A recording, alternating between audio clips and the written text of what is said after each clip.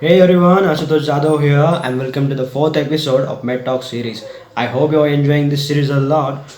And today's topic for the fourth episode is going to be PCOS, Polycystic Ovary Syndrome, and it is going to be explained by Pratiksha Saha. Stay tuned. Hello everyone, I am Pratiksha Shaha. I am a final year medical student from Calcutta, and today I am here to talk to you guys about a syndrome. And I say that it's a syndrome and not a disease because it's a cluster of various symptoms which happens in unison.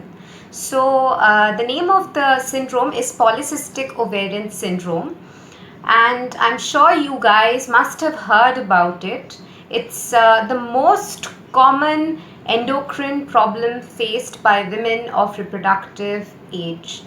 And if I tell you about the statistics of its incidence and prevalence based on various researches, you all would understand why it is so imperative that I do talk about this disease.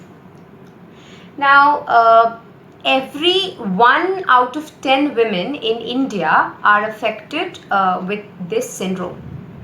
Out of the 10 women affected, according to ICMR, 6 are teenagers.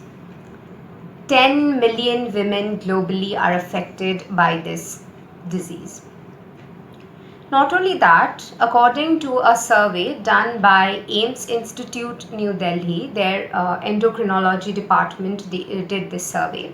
In that survey, it was found that about all the women who suffer from PCOS, about 70% of them suffer from insulin resistance, about 60% of them suffer from glucose intolerance, 30 to 35% of them suffer from fatty liver.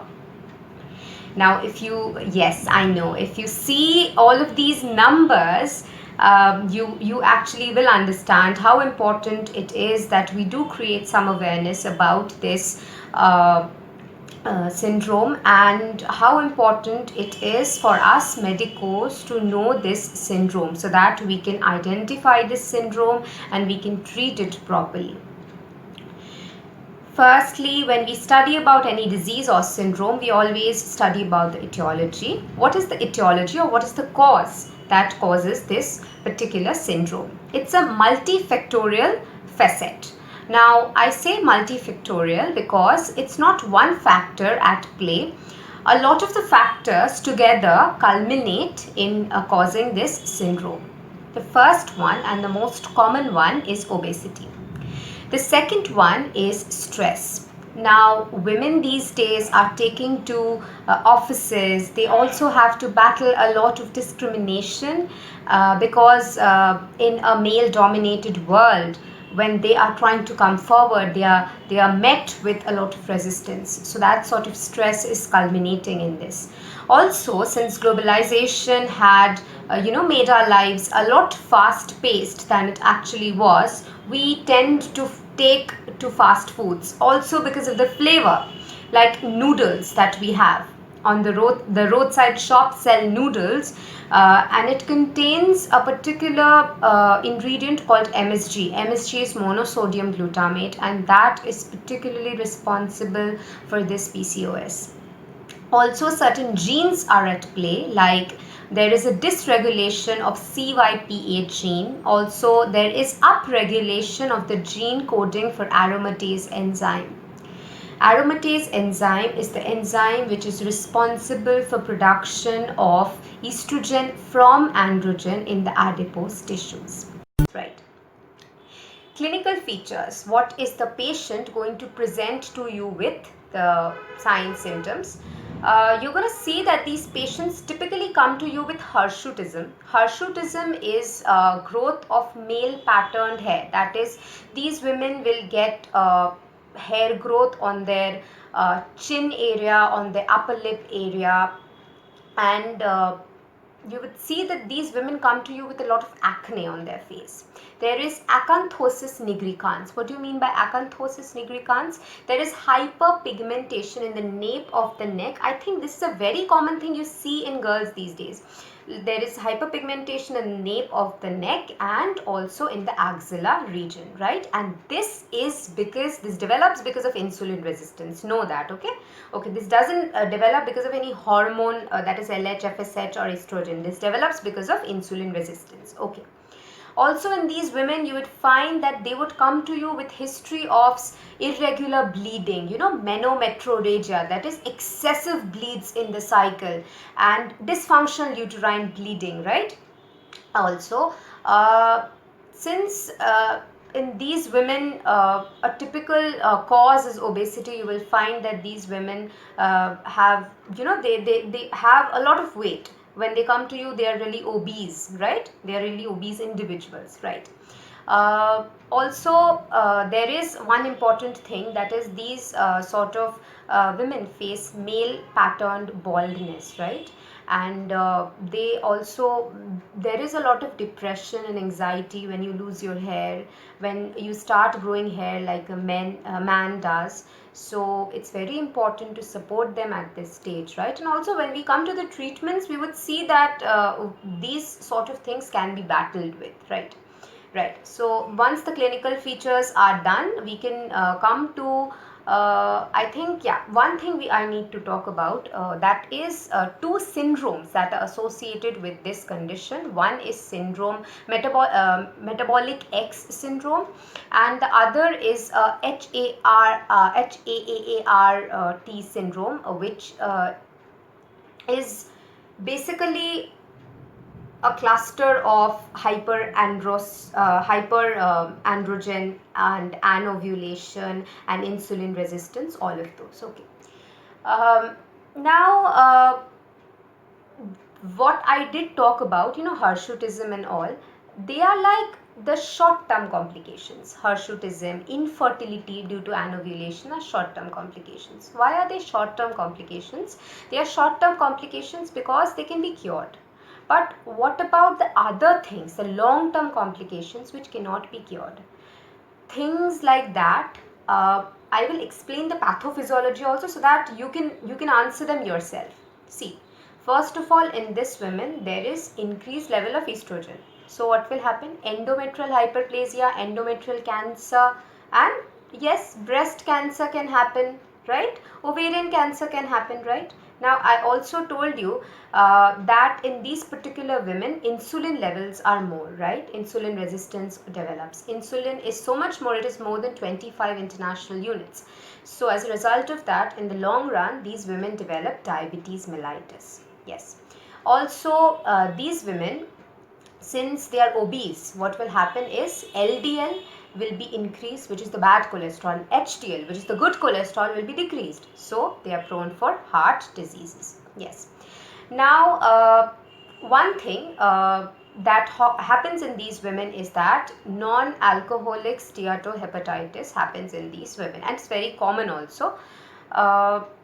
Few of these women also have increased prolactin levels, and because of that there is prolactinemia, hyperprolactinemia. Because of that several other symptoms develop, but that happens in a few of them.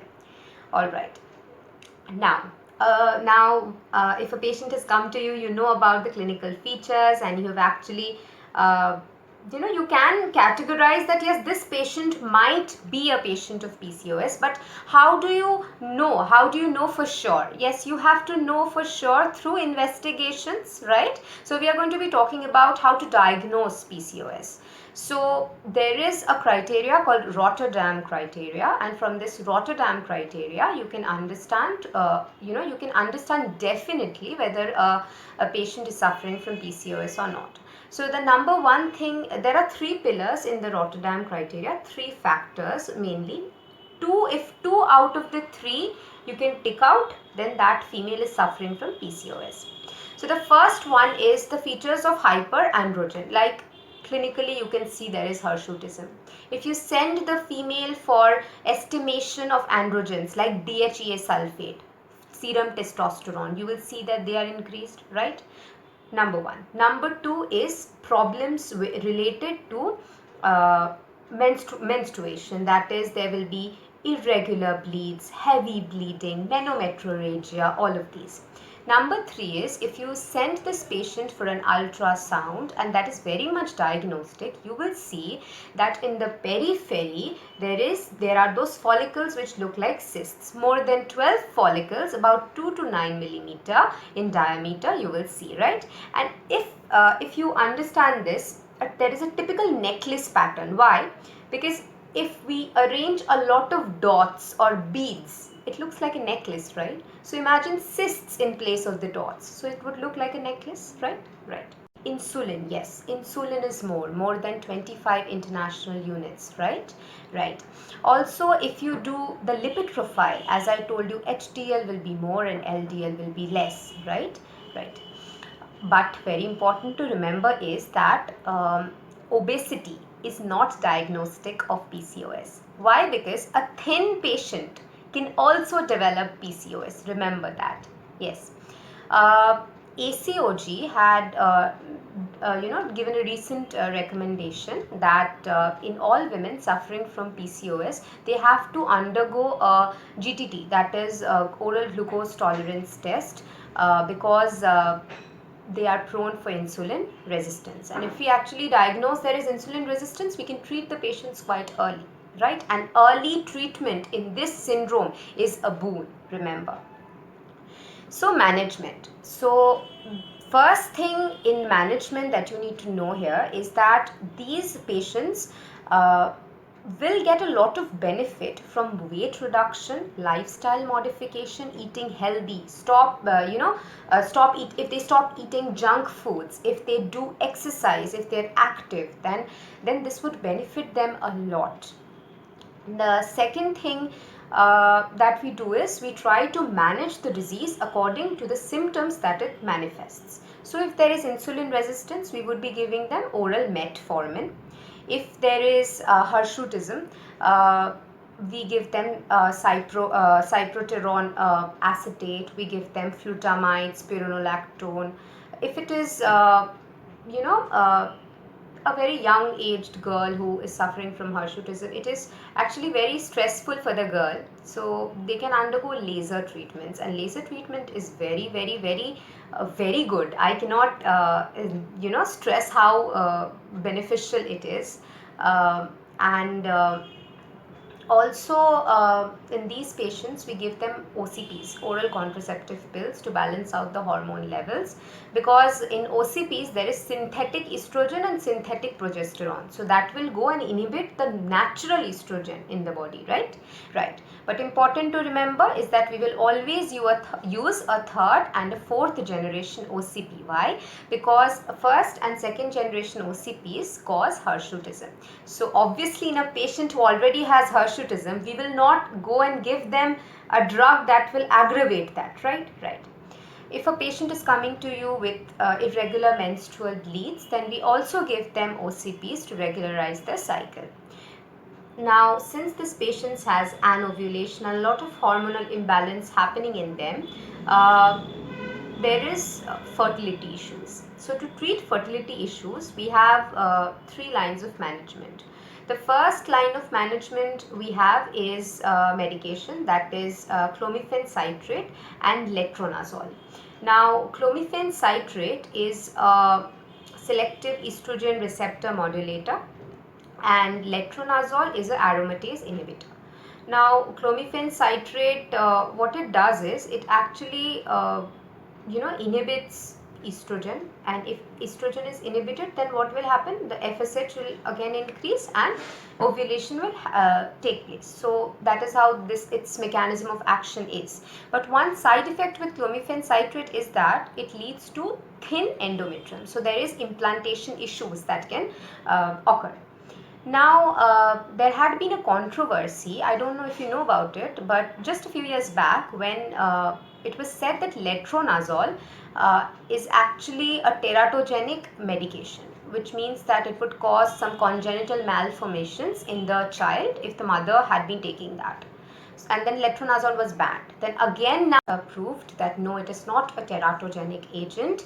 And what else it proved? There, since this problem of implantation problem due to thin endometrium is happening in clomiphene citrate, letrozole doesn't have this. Here the endometrium is thick and perfect for implantation. So these are the two drugs we use. As a second line management, what we use is we can give them menopausal gonadotropins. And why we give them menopausal gonadotropins is because when we give them that, in 32 to 36 hours they have their ovulation generally. Also, we can give them GnRH, systemic GnRH, in a pulsatile manner, which would actually lead to ovulation. A very recent technique happened, that is laparoscopic drilling. So in this technique, what we do is we make a laparoscopic port, we enter the ovary. Now in the ovary, what we know is ovary has two parts. The outside part is the cortex, and in the cortex there are all these follicles in the different stages, and in the middle part, that is the medulla, we have the theca cells.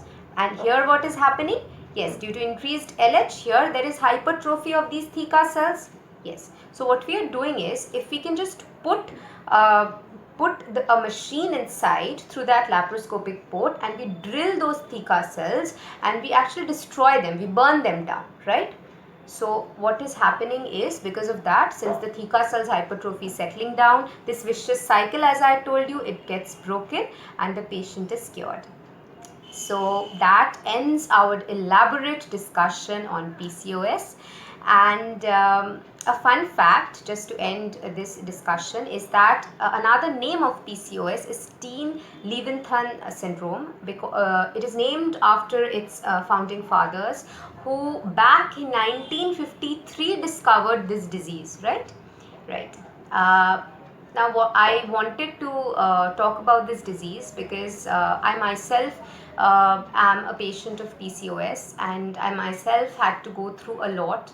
At first, when I I actually came to know the symptoms and all, and the doctor diagnosed me with this. None of the people around me knew why it was happening with me, what it was, and everything. Gradually, with the years, I had come to know a lot about this disease, and I also know that many women who know that they have these symptoms, but they don't know that it is because of this disease, and because of that their treatment is getting delayed. So it's my humble request to you all is that you guys please share this video, so that many women actually get to know about it, and they actually are not scared of the symptoms that they face. They are not ashamed of having hirsutism or male patterned baldness or these hormonal imbalances, and that they're able to come forward because it's just the disease manifesting as all these symptoms, it's not them. And that is an important message I think I would like to give to you. Also, do consult a gynecologist, and because this syndrome is a silent killer. As I told you, you might have a lot of heart problems, even gastrointestinal carcinomas. So do your bit. uh, eat healthy, exercise regularly, and don't let the disease get to you. Beat the disease, and be happy. And also be proud of yourself that you'd battled it. So be strong. And I with that being said, thank you for watching. And Ashutosh is doing a great job with the channel. So do subscribe to the channel, do like, comment, share, and keep following MedTalks for more.